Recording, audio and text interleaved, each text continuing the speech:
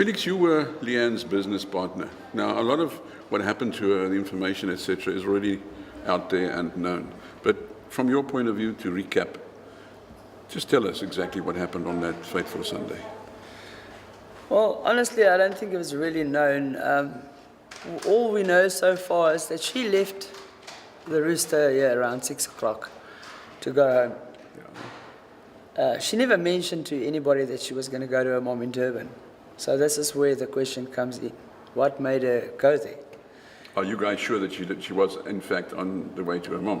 Yes, because, she died in Umkomaas. And moments before her death, she phoned her mom frantically and said, and was hysterical and said, "Mom, there's a black policewoman trying to pull me out of my car."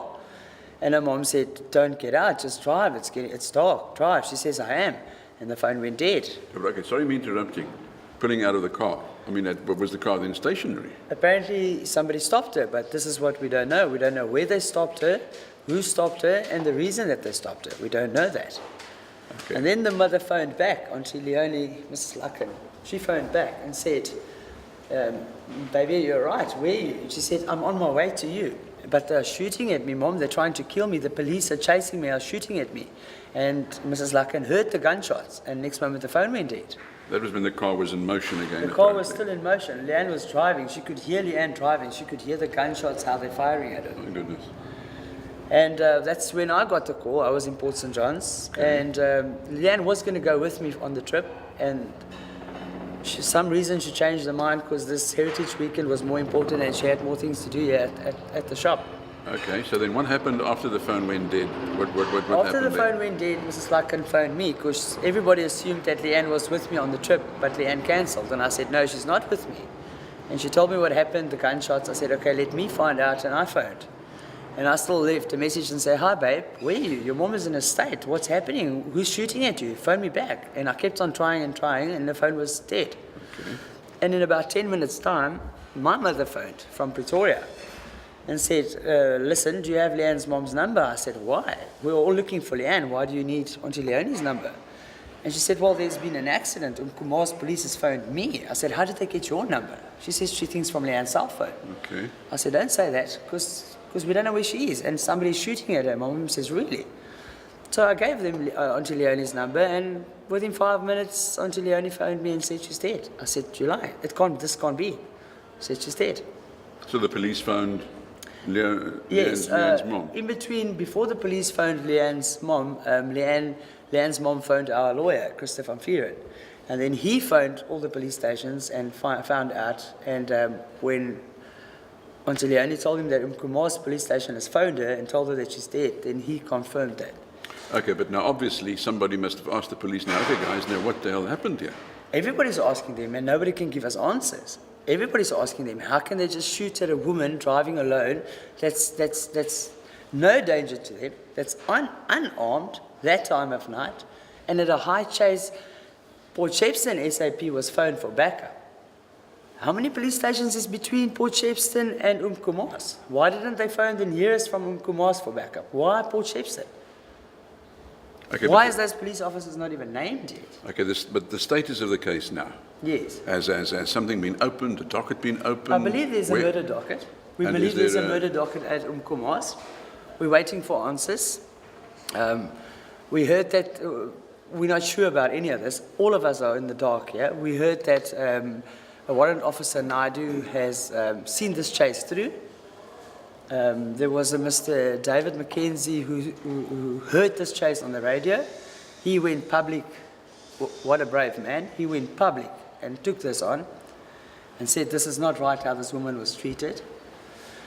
We have so many questions and we don't have one answer yet. Not one. Our information is, if I'm correct, that the police are now investigating it. You know, that special investigating unit that they have? Yes, we believe that. That unit is now investigating. But is there no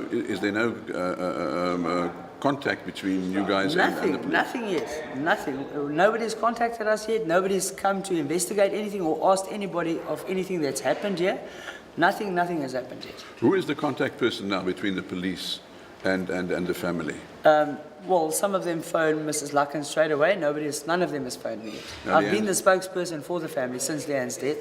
Okay, but now Leanne's mom, is she coming down to the coast at one Yeah, stage? she's coming down because we're busy packing up Leanne's house. I'm doing that at the moment for her because, as you know, she just lost her mother and her only daughter within less than 2 months. So she's not taking this well.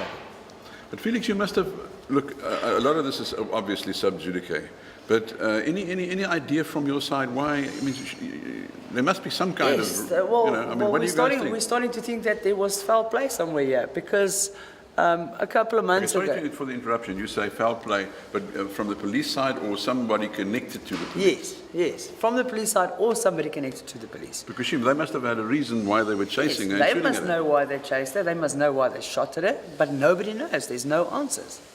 What about mistaken identity? Possibility? You still give them no right to give her the death sentence. Even if she did have a road offence, they say she skipped a red light. There's no red light on the N2. The last one, I think, is Hibadi. They say she skipped a red light. They say she was driving reckless. Even if she was driving without lights or reckless, who gives them the right to kill her? Exactly. There's also a story that some of the police involved in the chase were chasing her from Port Shepstone. Well, Have you guys heard that? Yes, we've heard that. We've heard so many stories, and we just don't know which one to believe anymore. Because you know that she did have problems with the SAP a couple of months before. Okay, what were they? She had an employee that worked for her here, and her and the girl didn't get along, and the girl assaulted Leanne. And Leanne laid charges against her, and the girl went through court, whatever. I think she had got a suspended sentence. And this woman shared the same property where they stayed, was on the same property, the flats. And apparently her husband said that Leanne bumped his bike, which I don't know is in the riding condition. Well, it didn't look like that to me. But those charges were dropped against Leanne. But then when they came to arrest Leanne for malicious damage of property, they handled her with force. They kept her in prison for 2.5 days without giving her a phone call or anything. The police down here in Shepstone? No, in Southport. Southport, sorry. Southport. The Christo van Vieren, the lawyer that we got, when the staff here phoned me and said, there's a problem, Leanne is in prison, I said, why didn't you phone me the first day? Now you phoned me the second day. This woman is traumatized. She feared the SAP after that. They even took her to the clinic where her and a policewoman had altercations there. The policewoman says Leanne assaulted her. Leanne says the policewoman assaulted her. They did take Leanne to Southport Clinic or the clinic there. I don't know the area there. So there must be reports of that, because they took her from the cells to the clinic because she was bleeding on her head. They took her from the cells to the clinic and then out again. The next day only, Christo van Vieren got her out. On day 3 that she was in prison. No, I presume he is still the lawyer. Is he still handling the affairs, or don't you have any legal... Well, she was supposed to go to court again. I'm not sure what date. I know her last date was on the 5th of September, because this police officer laid an assault charge against Leanne and said that Leanne broke her cell phone. All right, so he's only involved in that other case? He's only involved in that, yeah. Okay. And on the 5th of September, this police officer, the lady, said that if Leanne pays her 6,000 rand, she'll drop the charges against her. And Leanne says, absolutely not. It's extortion. She won't do that.